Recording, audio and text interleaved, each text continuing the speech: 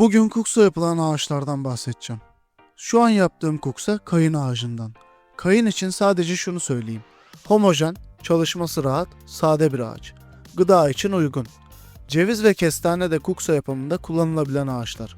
Kayını daha önce detaylı anlattığım için burada anlatmayacağım. Kayını dinlemek isteyenler Eski Sandalyeden Çekiç Yapımı isimli videomu izleyebilir. Bugün ceviz ve kestane hakkında genel bilgiler vereceğim. Biri mobilyanın aristokratı, diğeri doğanın dayanıklılık ustası. Bu videoda sadece hangisi daha iyi demeyeceğiz. Gerçek verilerle konuşacağız. Sertlik, dayanıklılık, çürümeye direnç, işlenebilirlik ve nerede hangisi kullanılmalı. Ceviz, Anadolu'da doğal yayılış gösteren, ekonomik değeri yüksek bir türdür. 20-25 metreye kadar büyüyebilir. Derin kök yapısına sahiptir. Ceviz yavaş büyür. Yavaş büyüyen ağaç, sık yıllık halka yapısı demektir. Bu da şu sonucu doğurur. Lif yoğunluğu dengelidir. İç gerilim daha azdır. İşlendikten sonra form stabilitesi yüksektir. Öz odun koyu kahverengi, diri odun açık renktedir. Bu kontrast cevizde karakteristik bir görüntü oluşturur. Ortalama yoğunluğu 600-650 kilogram bölü metreküp aralığındadır. Eğilme direnci yüksektir.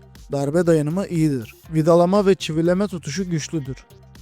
Ceviz ne çok sert ne de yumuşaktır. Bu yüzden kontrollü bir ağaçtır. Doğru istiflenmezse uç çatlağı yapabilir. Ama genel olarak stabil bir türdür. Radyal ve TSL çalışması makuldür. Mobilyada tercih edilmesinin ana nedeni çalıştıktan sonra formunu korumasıdır. Ceviz ağacında juglon bulunur. Bu madde doğal bir savunma mekanizmasıdır ve bazı bitkilerin altında yetişmesini engeller. Ayrıca böceğe karşı kısmi direnç sağlar. Osmanlı mobilyalarında, Avrupa saray mobilyalarında, silah kabzalarında, müzik enstrümanlarında prestijli bir türdür. Yüksek sınıf işlerde kullanılmıştır. Yavaş büyüdüğü için pahalıdır, ağırdır. Büyük çaplı temiz kereste bulmak zordur. Cevizin janka sertliği yaklaşık 5000 Newton civarındadır. Peki bu ne demek? Kayın ve diş budaktan biraz daha yumuşak, gürgenden belirgin şekilde daha yumuşaktır. Yani ceviz aşırı sert bir ağaç değildir. Çalışmasının kontrollü olması, oyma ve tornaya uygun olması, çatlama eğiliminin düşük olması ve estetik olması, tarihte de günümüzde de cevize değer verilmesinin nedenleri arasındadır. Koyu kahverengi tonları ve damar geçişleri sayesinde üst segment mobilyada çok tercih edilir.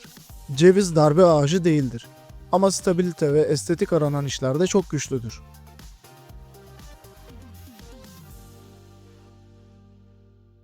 Biraz da kestaneden bahsedelim. Akdeniz ve Karadeniz kuşağında yaygındır. 25-30 metreye kadar büyüyebilir. Kestane daha hızlı büyür. Yıllık halkalar daha belirgindir.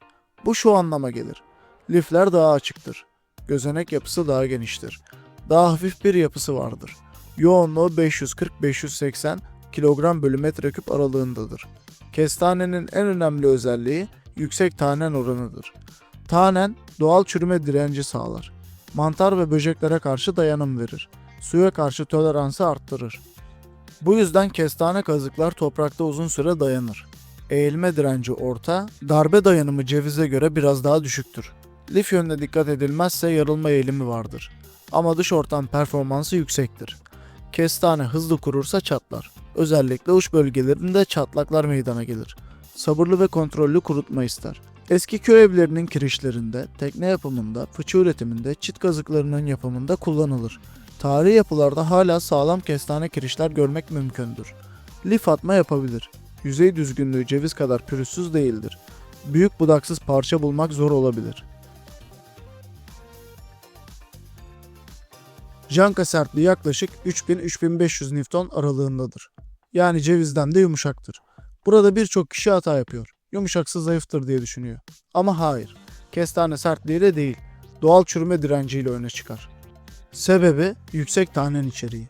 Bu tanenler böceğe ve mantara karşı doğal koruma sağlar. Bu yüzden dış cephe kaplaması, pergola, bağ direği, teknenin bazı parçaları, çit sistemleri gibi alanlarda çok uzun ömürlüdür. Fırın kurusu olmasa bile dış mekanda dayanıklılığı yüksektir. Ama darbe altında iyi performans vermez. Çekiç sapı yapılmaz mesela. Ceviz ve kestaneyi karşılaştırdığımızda karşımıza şöyle bir tablo çıkar. Sertlik açısından ceviz daha sert, kestane daha yumuşaktır. Darbe dayanımı açısından ceviz orta seviyede, kestane ise düşük seviyededir. Dış mekan direnci açısından kestane açık ara öndedir.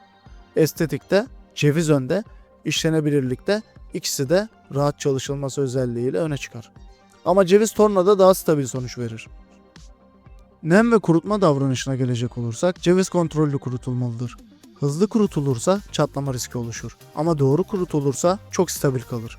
Kestane ise hızlı kurursa yüzey çatlakları yapabilir ama dış mekanda çalışmaya toleransı yüksektir. İdeal nem oranı iç mekan için %8-12 aralığındadır. Karşımıza masa için hangisi daha uygundur sorusu çok sık çıkar. İç mekan estetik ve prestij istiyorsanız ceviz. Dış mekan doğal dayanıklılık istiyorsanız kestane. Yanlış bilinen bir konuya da değinmek istiyorum. Janka sertliği her şeyi belirlemez. Ceviz kestaneden serttir. Ama kestane dış mekanda daha uzun ömürlüdür. Çünkü sertlik ile biyolojik dayanıklılık aynı şey değildir. Ceviz güçlü, karakterli, dengeli, estetik bir ağaçtır. Kestane sertliği düşük ama doğal direnci yüksek bir dış mekan ustasıdır. Yani mesela hangisi daha iyi değil. Mesele nerede kullanacağınızı bilmek. Ahşapta doğru seçim veriye dayalı seçimdir. Ahşabın korunması konusundan da bahsetmek istiyorum. Ahşabın üzerine sürülecek yağ çok önemli. Mineral yağ yüzeyde kalır. Zeytinyağı geç kurur ve koku yapabilir. Vernik doğal dokuyu öldürür. Keten tohumu yağı ise doğal, derine işleyen, sertleşen, onarılabilir, gelenekseldir. Burada sonda söyleyeceğimi başta söylemek istiyorum. Keten tohumu yağında dikkat edilmesi gereken çok önemli bir konu var. Keten tohumu yağıyla ıslanmış bez kendi kendine tutuşabilir. Sebebi oksidasyon sırasında ısı üretmesidir. Bez buruşturulursa ısı içeride hapsolur. Çözümü basittir. Ya su dolu bir kapta bekletirsiniz ya da açık alanda sererek kurutursunuz. Kuksa üzerine ve diğer parçaların üzerine sürdüğüm bu yağ keten tohumu yağı. Peki ben neden keten tohumu yağını tercih ediyorum? Çünkü bu yağ yüzeyde film oluşturan bir vernik değil, ahşabın içine işleyen bir yağ. Keten tohumu yağı gözeneklerin içine girer. Ahşap plastik gibi kaplamaz. Yani dokuyu öldürmez. Lif hissini korur. Doğal görünümü değiştirmez. Ahşap hala ahşap kalır. Benim için bu önemli. Keten yağı havayla temas ettiğinde oksidasyonla polimerleşir. Yani sıvı yağ zamanla sertleşir. Peki bu ne demek? Yüzey dayanımı artar. Hafif su direnci oluşur. Lifler stabilize olur. Yüzeysel bir parlaklık değil, içten bir güçlenme sağlar. Kimyasal vernikler gibi çözücü içermez. Doğal bir üründür. Ahşap bardak, kaşık, kuksa gibi ürünlerde sentetik bir katman istemiyorum. Doğal temas, doğal koruma demektir. Keten tohumu yağı sürüldüğünde ahşabın rengi koyulaşır. Ama yapay bir şekilde değil. Damarlar belirginleşir. Kontrast artar. Ahşap daha canlı görünür. Özellikle cevizde bu etki çok belirgindir. Kayın ağacında daha sade bir görünüm elde ederiz. Bakımı kolaydır. Zımparalarsın, tekrar yağ sürersin. Vernikte olduğu gibi komple kazımak gerekmez. Ahşap yaşayan bir malzemedir.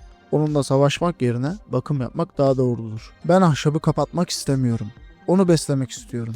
O yüzden keten tohumu yağı. Videom faydalı bulduysanız beğenebilirsiniz. Serinin devamını izlemek için abone olmayı, bildirimleri açmayı unutmayın. Hoşça kalın. Kendinize çok iyi bakın.